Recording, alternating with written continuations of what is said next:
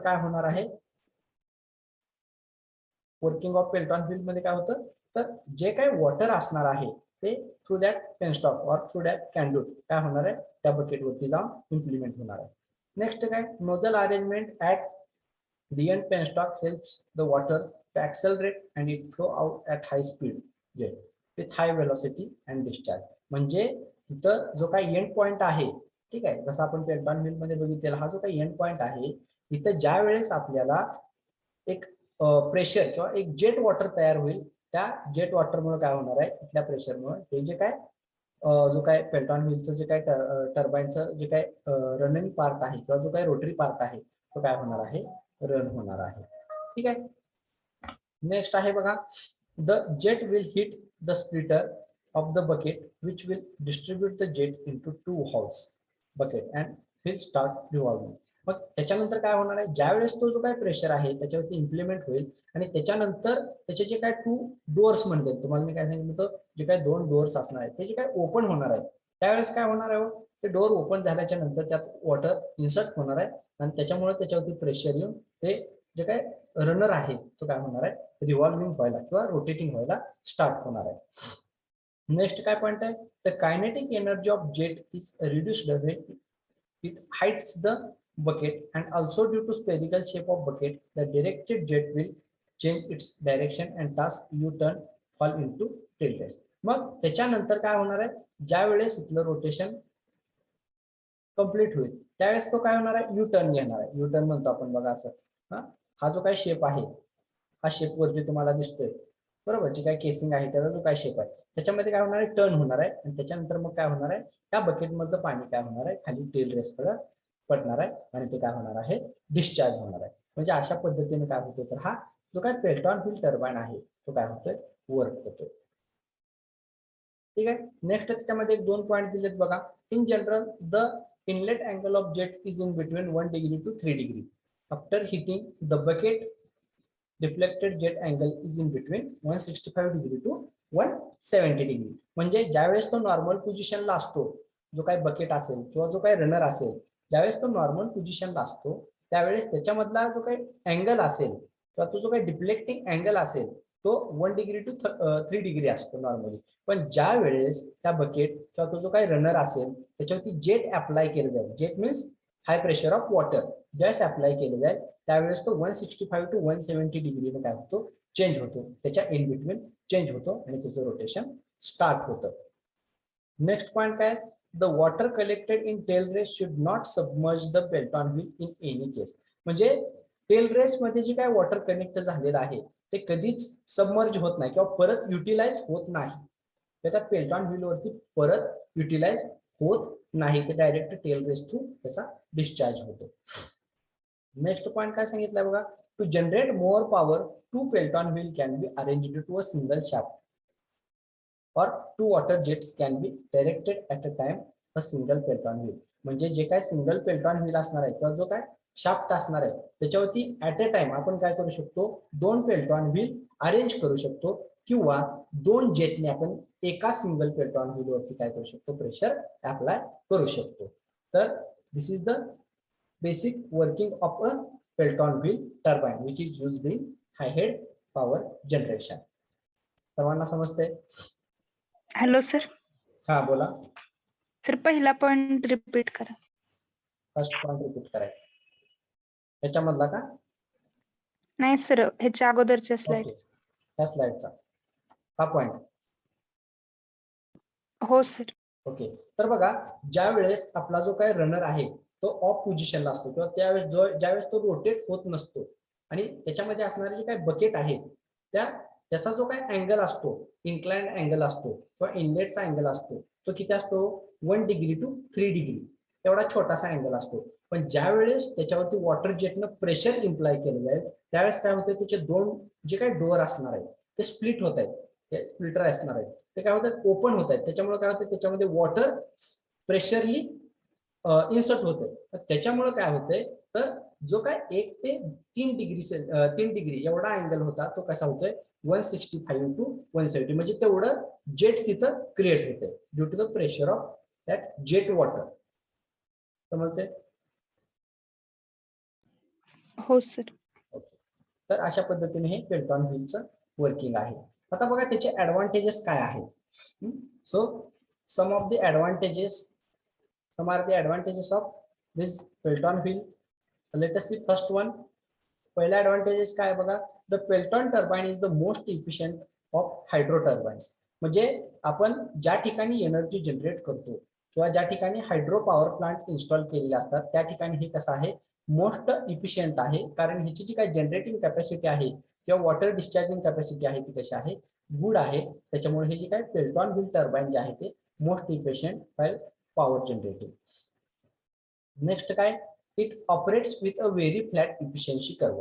म्हणजे हे जे काय ह्याचं ऑपरेशन आहे ते फ्लॅट इफिशियन्सी कर्वने आपल्याला. फ्लॅट इफिशियन्सी कर्व म्हणजे काय, तर एखादा हायड्रो प्लांट इन्स्टॉल केला, हायड्रो पॉवर प्लांट इन्स्टॉल केला आणि तिथं जर आपण वॉटर डिस्चार्जच्या पटीत जर जनरेशन होत नसेल, जेवढं वॉटर डिस्चार्ज होतंय त्याच्या पटीत जर त्या ठिकाणी जनरेशन होत नसेल, तर तो जो काय प्लांट आहे तो काय होतो, बिनकामात होतो. किंवा थोडक्यात त्याचं जो काही युटिलायझेशन फॅक्टर आहे किंवा जी काही इफिशियन्सी आहे पॉवर जनरेशनची ती काय राहते त्या ठिकाणी, कमी राहते. त्याच्यामुळं हा जो काही पेल्टॉन व्हील टर्बाइन ज्या ठिकाणी इन्स्टॉल केलेला असतो त्या ठिकाणी कमीत कमी वॉटरमध्ये किंवा कमीत कमी वॉटरचा यूज करून काय होतंय, आपल्याला जास्त प्रमाणात जनरेशन स्पीडनं काय होते करता येते. त्याच्यामुळे काय म्हणलेलं आहे, it operates with a very flat efficiency curve. Very flat efficiency curve म्हणजेच काय, तर कमी पाण्यामध्ये जास्त रोटेशन, आणि जास्त रोटेशन झालं की ऑटोमॅटिक आपलं जनरेशन पण काय होणार आहे, जास्त प्रमाणात होणार आहे. So it operates with a very flat efficiency curve. Clear आहे, क्लिअर आहे सर्वांना. हो सर. ओके. नेक्स्ट काय बघा, इच बकेट हो sir. Splits the water jet in half. म्हणजे जो काय वॉटरचा प्रेशर आलेला आहे तो प्रत्येक इंडिव्हिज्युअल बकेट काय म्हणतोय आपण इथं, दोन ठिकाणी डिवाइड होते किंवा दोन त्याचे पार्ट आहेत. जे काय सिंगल बकेट आहे त्याला दोन डोअर आहेत असं कन्सिडर करा. ओके. मग ज्यावेळेस त्याच्यावरती वॉटर जेट इम्प्लाय होईल त्यावेळेस काय होतंय, equal amount of water gets inserted into that bucket. That's why balancing the side load forces on thrust on the wheel and thus the bearing. म्हणजे इक्वली त्याच्यामध्ये वॉटर इन्सर्ट होत असल्या कारणानं त्याच्यावरती व्यवस्थित तिथली जी काय अरेंजमेंट आहे किंवा तो जो काही शाफ्ट असणार आहे किंवा अदर लोड फोर्सेस असणार आहेत किंवा त्याचे काही रनर व्हील असणार आहे किंवा त्याला कनेक्टेड असणारे जे काही बेरिंग आहेत त्याच्यावरती कोणत्या प्रकारचा लोड येत नाही. इक्वली वॉटर इन्सर्ट झाल्यामुळे ते काय होते, इक्वल लोडनी पूर्ण बकेट काय राहतात, लोडेड राहतात. त्याच्यामुळं अदर कोणत्याही कॉम्पोनंट वरती त्याचा लोड येत नाही किंवा अनबॅलन्सिंगचा प्रकार या ठिकाणी त्या पेल्टॉन व्हील टर्बाइन मध्ये होत नाही.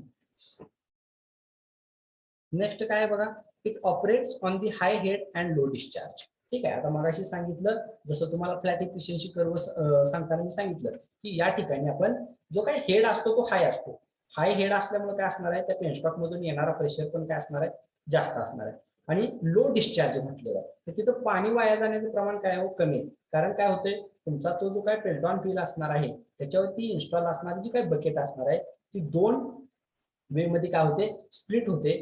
ते दोन्ही स्प्लिट झाल्यामुळे दोन डोअर ओपन झाल्यामुळे त्या बकेटमध्ये वॉटर काय होते, इन्सर्ट होते. आणि ते जे काय वॉटर आहे आणि त्याचा जो काय डिस्चार्जिंग रेशो आहे तो कसा असणार आहे, कमी असणार आहे. कारण कंटिन्युअसली त्या बकेटमध्ये ते वॉटर राहणार आहे आणि त्याच्यामुळे वरून जर तुम्ही काय केलं, एखाद्या वेळेस जर प्रेशर कमी झाला तर काय होणार आहे, त्या वेटमुळं, त्या बकेटमध्ये असलेल्या वॉटरच्या वेटमुळे ते काय होणार आहे, रोटेट, तो जो काय रनर आहे तो काय होणार आहे, रोटेट होणार आहे. त्याच्यामुळे इथे काय म्हटलेलं आहे, it operates on the high head and low discharge. म्हणजे इथं जे काय डिस्चार्ज जो असणार आहे पाण्याचा किंवा पाणी जे काय टेल रेसमध्ये जाणार आहे ते कसं असणार आहे, कमी प्रमाणामध्ये असणार आहे. Okay. It has a tangential flow which means that it can have either axial flow or radial flow. म्हणजे ह्या ज्या काही पेल्टॉन व्हील टर्बाइनची जी काय अरेंजमेंट असणार आहे त्याचा जो काय फ्लो असणार आहे वॉटरचा तो कसा असणार आहे, टँजेन्शियल फ्लो असणार आहे. म्हणजे असा तिरकस फ्लो असणार आहे. ओके. असा आपण डायरेक्टली त्याच्यावरती प्रेशराईज करणार नाही. एक मिनिट.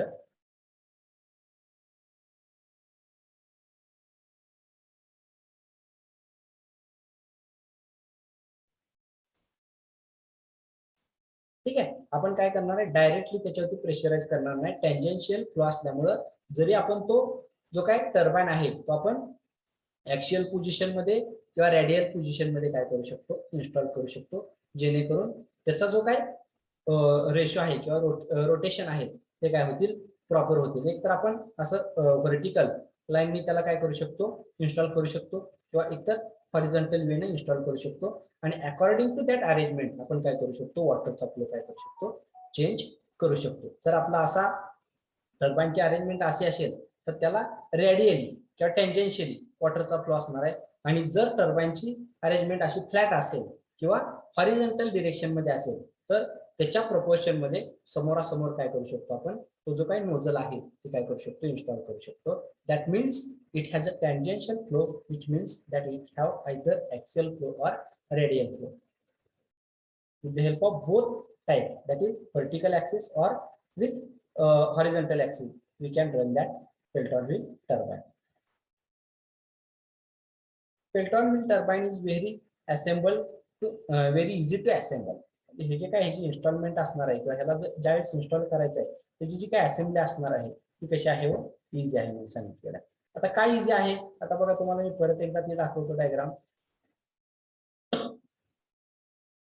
बघा आता काय करायचं आहे, नॉर्मली हा जो काय आहे, हा जो काय रनर आहे तो काय केलेला आहे, हा पिंक कलरचा जो दिसतोय तो शाफ्ट आहे. ओके, हा शाफ्टला काय असणार आहे, अल्टरनेटर कपल केलेला असणार आहे. ह्याची बघा अरेंजमेंट करण्यासाठी किंवा ह्याची जी काय असेंब्ली आहे ती काय कोणती डिफिकल्ट आहे का हो किंवा ह्याला प्रोव्हाइड केलेली केसिंग असू द्यात, तिकडून आलेली पेनस्टॉक असू द्यात, किंवा इथं केलेली ब्रेक अरेंजमेंट असू द्यात, किंवा इथं प्रोव्हाइड केलेलं टेल रेस असू द्यात. ओके, ह्याच्यामध्ये कोणत्याही प्रकारचं कॉम्प्लिकेशन आहे का, सरळ सरळ काय केलेलं आहे, हा जो काय पेल्टॉन व्हील आहे त्याच्यावरती डायरेक्ट काय केलेले बकेट अटॅच केलेले आहेत. बकेट अटॅच केल्यानंतर ते कशासाठी केलेले, त्या नोझल थ्रू हे वॉटर ह्याच्यामध्ये इन्सर्ट होईल आणि त्या वेटने काय होईल, हा पेल्टॉन व्हील रन होईल आणि त्याच्याबरोबर कपल असणारा अल्टरनेटर रन होईल आणि त्या ठिकाणी इलेक्ट्रिसिटी जनरेट केली जाईल. केसिंग आहे, सिंपल आहे. ब्रेक नोझल कशासाठी वापरलेले, ज्यावेळेस आपल्याला ह्याचा रोटेशनल स्पीड कमी करायचा असेल त्यावेळेस आपण रिव्हर्स डिरेक्शन काय करतो, त्याच्यामध्ये वॉटर काय करतो, इन्सर्ट करतो, जेणेकरून ह्या जेट वॉटरमुळे जे काही ह्याचं रोटेशन असणार आहे स्पीड ते काय होईल, ह्या ब्रेक नोझल थ्रू आलेल्या वॉटरमुळे कमी होईल. Because of the direction of both the forces are opposite direction to each other. Clear आहे सर्वांना? हो सर. ओके, नेक्स्ट ऍडव्हान्टेज काय सांगितलं बघा, there is no cavitation because water jet strike only a specific portion of the runner. म्हणजे इथं कोणत्याही प्रकारचं कॅव्हिटेशन किंवा आपण काय म्हणलेलं गंजणं किंवा कोणत्याही प्रकारची त्याच्यावरती एक प्रकारचा थर येणं, अशा प्रकारचं cavitation is nothing but the that काय म्हणू शकतो आपण मराठीमध्ये, त्या एखाद्या पर्टिक्युलर कंपोनंटची झीज. कॅव्हिटेशन म्हणजे काय, एखाद्या पर्टिक्युलर कंपोनंटची झीज, that is nothing but the cavitation. Okay, मग हे जे काय बकेट आहे ते काय इक्वली स्पेस्ड एरियामध्ये किंवा स्पेसिफिक पोर्शन मध्ये त्या रनरवरती बसवलेल्या असल्या कारणानं ते जे काय कॅव्हिटेशन आहे ते काय असणार आहे, कमी असणार आहे. कारण तिथला जो काही वॉटर डिस्चार्ज आहे तो पण काय आहे, कमी आहे. त्याचा कुठेही जास्त प्रमाणात वॉटरशी कॉन्टॅक्ट येत नाही. फक्त त्या रनरचा कॉन्टॅक्ट येणार आहे का, जास्त नाही. तर कुणाचा कॉन्टॅक्ट येणार आहे, त्या बकेटचा कॉन्टॅक्ट जास्त प्रमाणात येणार आहे. Therefore, the cavitation of that water that runner is less or no. एक मिनिट वेट करा फक्त.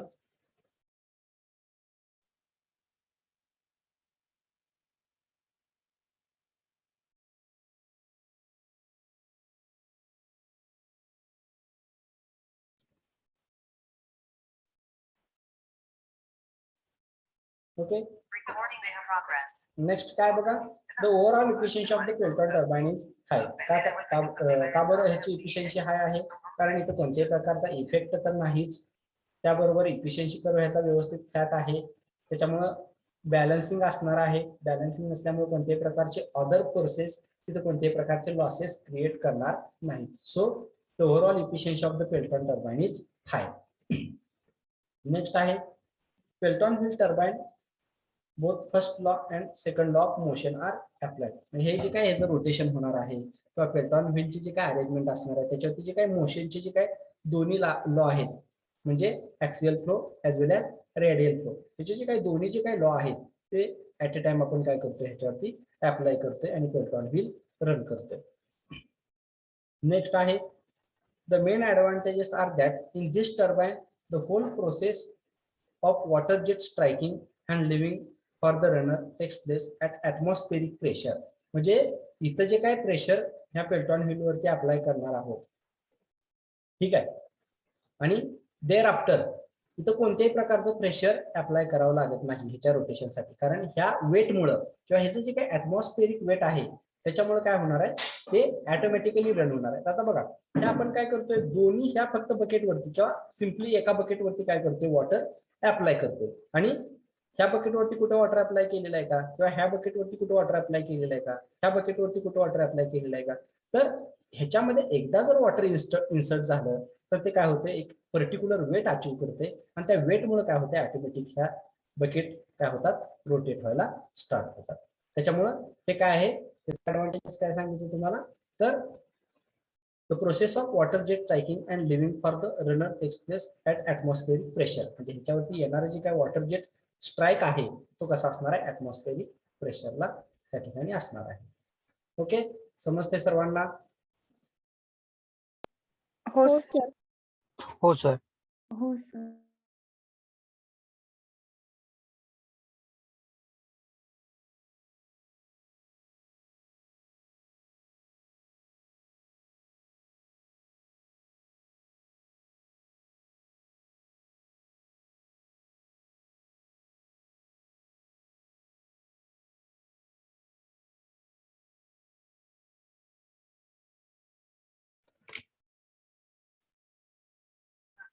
ठीक आहे, सर्वांना ऍडव्हान्टेजेस समजलेले आहेत?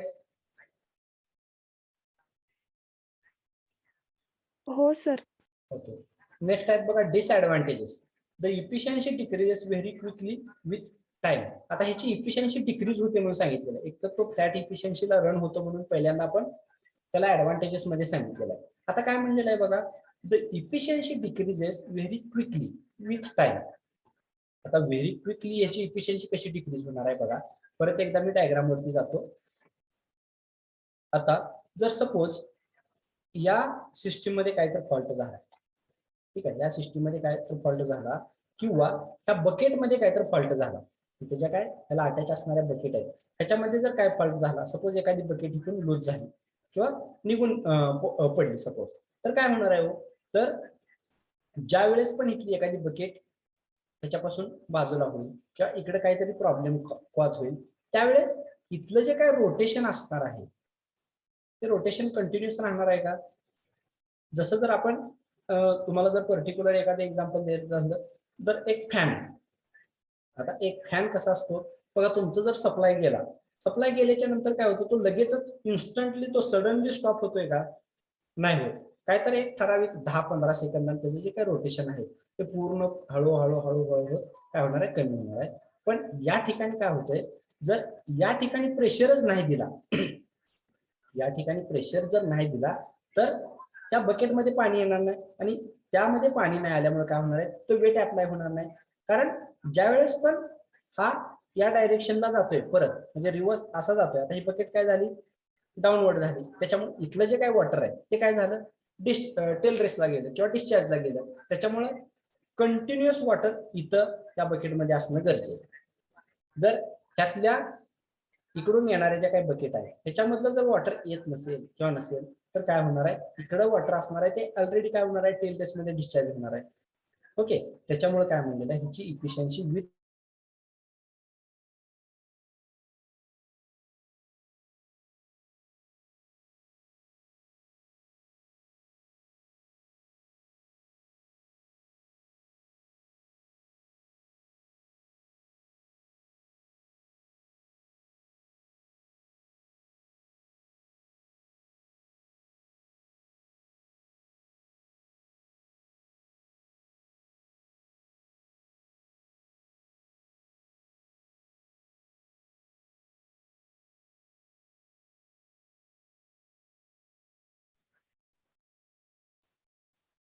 ठीक आहे. तर ह्याची जी काही इफिशियन्सी आहे विथ टाइम काय होते, क्विकली डिक्रीज होते. Next, the turbine size, runner, generator and power house required is large. म्हणजे इथं जे काय अरेंजमेंट आहे त्या अरेंजमेंटसाठी रनर कसा असणार आहे, एक स्पेसिफिक डायमीटरचा असू शकत नाही. त्याचा जो काही डायमीटर असणार आहे तो एकदम लार्ज असणार आहे. त्याचबरोबर त्याच्यासोबत कपल केलेला जनरेटर असेल किंवा अल्टरनेटर असेल त्याचा पण काय असणार आहे त्याच्या इन्स्टॉलेशनसाठी पण काय लागणार आहे, स्पेस लागणार आहे. आणि जे काय ओव्हरऑल पॉवर हाऊस आहे त्याच्यासाठी लागणारा स्पेस कसा असणार आहे, जास्त असणार आहे. Next, the variation in operating head is difficult to control because of high head. म्हणजे जर तिथली जी काही हेड आहे, ऑपरेटिंग हेड जे आहे त्याच्यामधलं जे काही व्हेरिएशन जर कंटिन्युअसली होत असेल तर ते कंट्रोल करणं काही वेळेस काय होतं, अवघड जातं. कारण बघा त्या ठिकाणी जे काय वॉटर येणार आहे, ठीक आहे, तर सपोज ही हेड अशी आहे, असं एक डॅम आहे सपोज, गृहीत धरून चाला असं डॅम आहे. आणि इथली जर वॉटरची हेड कंटिन्युअसली चेंज होत असेल किंवा ऑपरेटिंग हेड इथली जर कंटिन्युअस चेंज होत असेल तर त्या केसमध्ये काय होणार आहे, इकडं येणारं जे काय वॉटरचं प्रेशर आहे ते कॉन्स्टंट राहणार आहे का? इकडे येणारं जे काही प्रेशर आहे ते कॉन्स्टंट, आपल्याला प्रेशर कॉन्स्टंट ठेवावं लागणार आहे का? कारण ह्या बकेटमध्ये कंटिन्युअस वॉटर काय झालं पाहिजे, इन्सर्ट झालं पाहिजे. आणि जर इथली हेड कमी जास्त झाली तर इथलं प्रेशर वॉटर जेटचं काय होणार आहे, किंवा जे काही जेट तयार होते वॉटरचं ते काय होणार आहे, कमी प्रेशरचं होणार आहे. त्याच्यामुळं required water for that filling of bucket तिथं अवेलेबल होणार आहे का? नाही होणार आहे. ओके, मग त्याच्यामुळे काय म्हणलेलं आहे तर the variation in operating head is difficult to control because of high head. त्याची हेड हाय असल्यामुळं त्याच्यामध्ये जे काय ऑपरेटिंग हेड जो काही चेंज होतोय त्याला कंट्रोल करणं कसं असणार आहे, डिफिकल्ट असणार आहे. समजले सर्वांना? हो सर.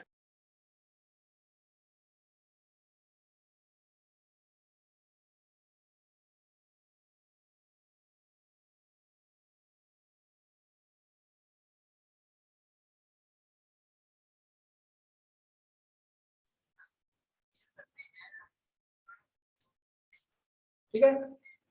आता ऍप्लिकेशन बघा कोणकोणते, तर Pelton wheel is preferred turbine for hydro power plant when the available water source has relatively high hydraulic head at low flow rate. म्हणजे या प्रकारचा जो काही पेल्टॉन व्हील टर्बाइन आहे ज्या ठिकाणी आपल्याला हायड्रो पॉवर आहे, हायड्रो पॉवर म्हटलेलं आहे म्हणजे काय, सोर्स कोणता असणार आहे, वॉटर, बरोबर. आणि त्याची जी काय हायड्रॉलिक हेड म्हणजे काय, तर त्याची पाणी साठवण क्षमता किंवा पाणी किती हाईटला तिथं स्टोअर होते, that is nothing but the hydraulic head. Okay, मग त्याची जी काय ऍप्लिकेशन आहे तर ते काय असणार आहे, तर हा जो काय हायड्रॉलिक हेड आहे ऍट लो फ्लो रेट आहे, त्याच्यामुळं या प्रकारचा जो काही टर्बाइन आहे किंवा हा पेल्टॉन व्हील टर्बाइन करून आपण काय करू शकतो, अचीव्ह करू शकतो, किंवा त्या ठिकाणी काय करू शकतो, हा पेल्टॉन व्हील टर्बाइन यूज करतोय कारण त्याला सफिशियंट हेडचं वॉटर लागणार आहे ऍट लो फ्लो रेट. त्याचा फ्लो रेट कसा असायला पाहिजे, कमी असायला पाहिजे, जेणेकरून तिथलं जे काही जनरेशन आहे ते काय होईल, स्मूथली होईल. समजते?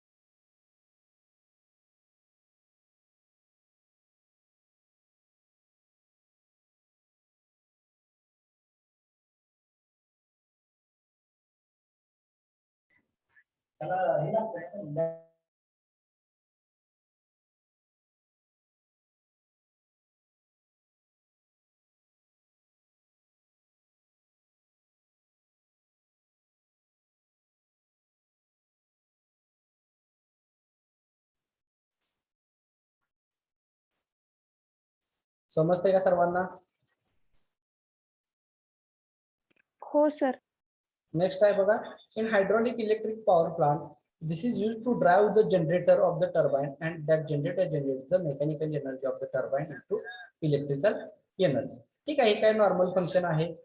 आपण काय करतोय त्या हायड्रोलिक पॉवर प्लांट मध्ये किंवा हायड्रो इलेक्ट्रिक पॉवर प्लांट मध्ये ह्या टर्बाईनच्या साह्याने काय करतोय, एक मेकॅनिकल एनर्जी तयार करतोय आणि ती मेकॅनिकल एनर्जी जनरेटरला देतोय ऍज अ इनपुट म्हणून, आणि तो जनरेटर काय करतोय, इलेक्ट्रिसिटी जनरेट करतोय. पण मोस्ट ऑफ द टाइम एक ऍप्लिकेशन जर तुम्हाला लक्षात ठेवायचं असेल तर फक्त तुम्ही एवढं लक्षात ठेवा की ज्या ठिकाणी वॉटर हेड जास्त आहे आणि त्याचा फ्लो रेट कमी आहे अशा ठिकाणी आपण हा पेल्टॉन व्हील टर्बाईन काय करू शकतो, यूज करू शकतो.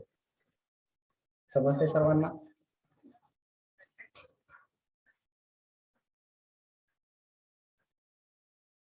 क्लिअर आहे सर सर्वांना? लो लो फ्लो रेट आणखी एकदा सांग. आता बघा, लो फ्लो रेट म्हणजे काय. आता हायड्रॉलिक हेड तर समजले तुम्हाला. हायड्रॉलिक हेड म्हणजे काय, किती हेड पर्यंत पाणी आपण काय करू शकतो, स्टोअर करतोय. ठीक आहे, म्हणजे 30 मीटर असेल, 30 मीटर किंवा 300 मीटर असेल किंवा 300 मीटर पेक्षा जास्त असेल. आपण ते लो हेड, मिडियम हेड आणि हाय हेड त्याच्यामध्ये बघितलेलं आहे. पण ज्या वेळेस आता या ठिकाणी बघा, त्या ठिकाणी जर तुम्ही विचार केला, आता लो फ्लो रेट म्हणलेला आहे. आता लो फ्लो रेट इथं का ठेवायचा, कारण ही जी काय हाय हेड असते, हाय हेड मुळे काय होतं, कंटिन्युअसली जर हाय हेड इथं मेंटेन राहिली आणि त्या हाय हेड मुळे काय होणार आहे, तिथं वॉटर वेस्टेज वाढणार आहे. वॉटर वेस्टेज वाढणार आहे कारण इथं कोणत्याही प्रकारचं वॉटर स्टोरेज नाही. हे टेल रेसला जाऊन डायरेक्टली ते काय होते, वेस्टेज होते. बरोबर आहे. मग जर ह्याचा वॉटरचा जो काय फ्लो आहे तो लो असेल तर काय होणार आहे, इथं कमी पाण्यामध्ये आपण काय करू शकतोय, हाय वॉटर जेट तयार करू शकतोय. तर कमी पाण्यामध्ये काय करू शकतोय, फक्त हाईट असायला का पाहिजे हेड, कारण की जर हेड नसेल तर तेवढं प्रेशर इथं भेटत नाही. हेड नसेल तर प्रेशर भेटत नाही. पण जर फ्लो रेट आपण मिनिमाइज केला तर कमी फ्लो मध्ये जास्त जेट इथं तयार करू शकतो. आणि जास्त जेट कमी फ्लो मध्ये तयार केल्यामुळं आपलं इथलं रोटेशन तर स्पीडली होणारच आहे. प्लस अजून फायदा काय होतो, इथं जे काय डिस्चार्जला किंवा टेल रेसला जाणार वॉटर आहे ते काय होणार आहे, कमी होणार आहे. म्हणजेच काय, जरी आपण हा हाय हेडच्या प्लांटसाठी वापरत असू पण तिथला जो काय फ्लोचा रेट असणार आहे तो आपण कुठेतरी कंट्रोल केलेला असायला पाहिजे. म्हणजे लो फ्लो रेट असायला पाहिजे, जेणेकरून वॉटर वेस्टेज जे आहे ते विनाकारण त्या ठिकाणी होणार नाही. समजते? हो सर. ठीक आहे, समजलं हे सर्वांना? पेल्टॉन व्हीलचं सर्व समजलेलं आहे का सर्वांना? हो सर. हो सर. ओके, ठीक आहे. तर आता आपण हे जे काही आजचा पॉइंट आहे टॉपिक तो इथपर्यंत स्टॉप करूया. आणि तुमचे जे काही युनिट टेस्टचे मार्क असणार आहेत त्याचा थोडेसे मार्क मला डिक्लेअर करायचे वाटत आहेत, कारण जो काही परफॉर्मन्स आहे. ठीक आहे, वेट फॉर 1 मिनिट.